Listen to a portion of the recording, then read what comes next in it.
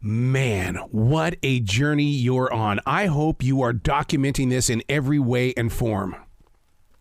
I am, and if I'm not, my friends sure are. I'm getting tagged left and right everywhere. I'm getting bombarded with messages. So yeah, it's definitely a journey. Now, you being on this particular journey, I mean, it's all happening now because you're visually there. One of my favorite things to do is that after you guys have been on The Voice, is I'll go back, I'll repost the conversations, not once but several times, because I believe so much in you that every day someone is discovering you. Oh my God, thank you, Aaron. Holy crap. Now, we've got something in common. Weddings. I'm a wedding DJ. We've got something in common.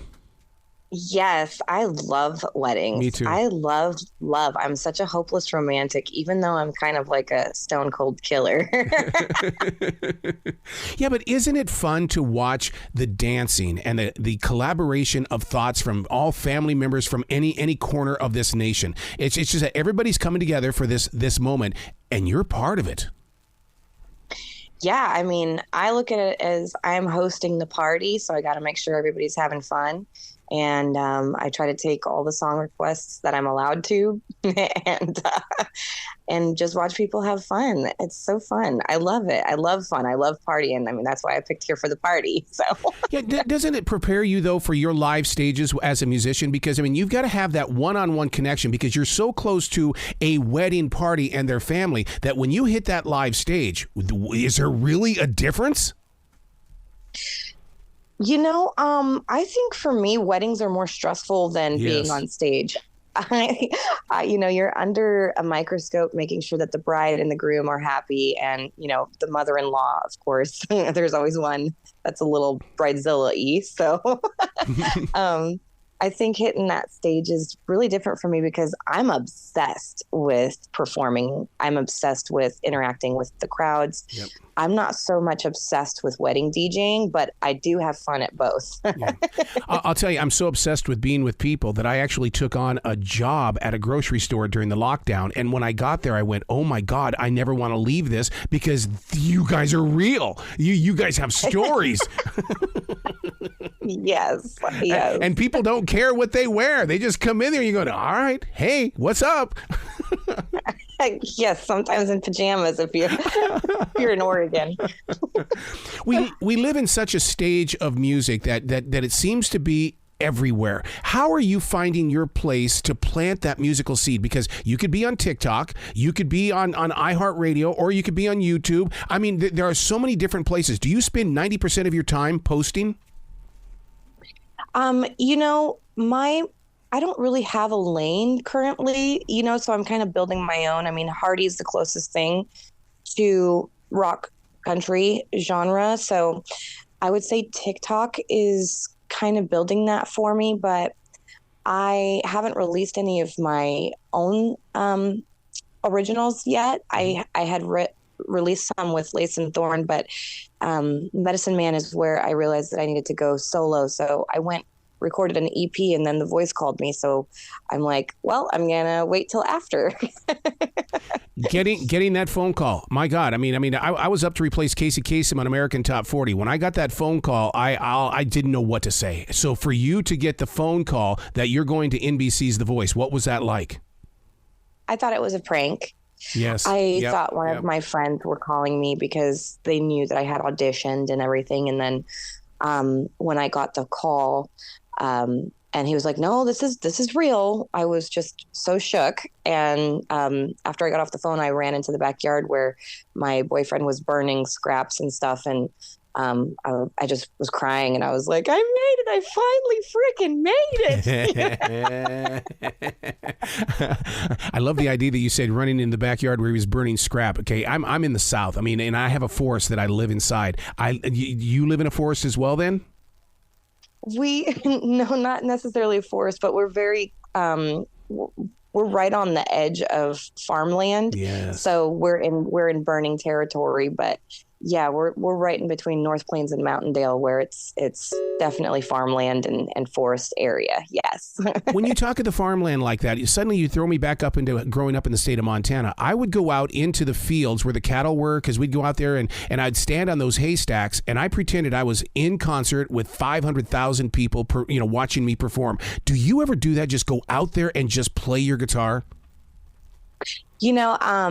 I don't play guitar because I prefer to have nails. Mm-hmm. Oh, yeah. Yeah. But I do go out to the fields and I do sing in the fields, and I do have a couple TikTok videos of me doing that. So, yeah, I just love being in the open outdoors. I mean, we have a lot of rainy days here in Oregon, so it's not very often that I do, and I have really bad allergies. Yep. But when I do, I really soak it in because it's so much field, like not a tree. And usually there's so many trees in sight, not a tree when you're in these fields. So it's just so beautiful, endless greenery. Well, the two of us with the allergies, and we both rely on our voices. How do you deal with that? Because I'm surrounded by warm water, hot water. I try to stay away from teas because it dries the vocals. How are you keeping your voice so in tune and healthy? So I do ginger tea, which actually with honey. So that helps with my singing. I also have a humidifier going at all times. I use Flonase instead of like a drying allergy medicine. So for me, those things have helped a lot. And I just exercise my voice every day for a half hour. That's how I keep it strong. And you can't go to any concerts or sporting events, can you? Because, I mean, that'll destroy your vocal cords in a heartbeat. I do, because I sing the anthems at them, but I just make sure that I'm not screaming. I kind of do like a silent scream. I'm like, yeah. Hey, I got to tell you how full circle this moment is to be with you. I've been with these people before they became people. Kelsea Ballerini, Dan and Shay came into my studio as total nobodies, and Martina McBride. And here they became somebody, and you've been with them. I was like, wait, I've sang the anthem for all three of those people. So I think that's such a full circle thing, because I'm sure if I go back there and listen to the conversations, I'm going to say, how are you going to affect the future people that are going to be jumping into music? And here you are. I just love the position that I'm in right now. I have worked very hard. I've built this brand around, kind of being a lion, kind of being a fighter. And I'm here to stay, whether people like it or not. And I hope they do like it, because I'd like them to like it. But whether they do or not, I'm staying. I'm not leaving this stage, and I'm not leaving this music industry. That takes courage and confidence. Where do you find that? I'm a daily writer. So where do you find that courage and confidence where you've got to ask yourself questions and question answers? My family, they believe in me a lot. And when I hear my daughter singing my songs and really just enjoying them, and when my boyfriend's kicking me out the door to go, perform and get a gig, that's all the support I need, really. And my stepdaughter's the same way. I mean, she's screaming those songs. She is singing with her whole heart and soul. I think more so than my daughter. So it's just crazy.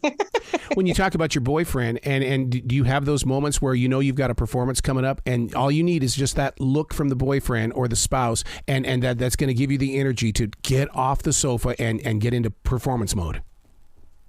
The only time he doesn't give me that look is when it's hunting season. He's like, why did you book this? Oh, my God. We got to meet in Montana sometime. Oh, that is so fantastic. Where can people go to find out more about you, give you some love? And if you've got merchandise, we got to sell that stuff, man. That's how musicians are making it these days. That's very true. I don't have a merch site up. But if you can come to my shows, I have one in Florence, Oregon on 17th and 18th at Three Rivers Casino. And if you want some merch, it'll be there. Well, I need you to win NBC's The Voice so you can come down here to Charlotte and we can all go out and have a great time down here.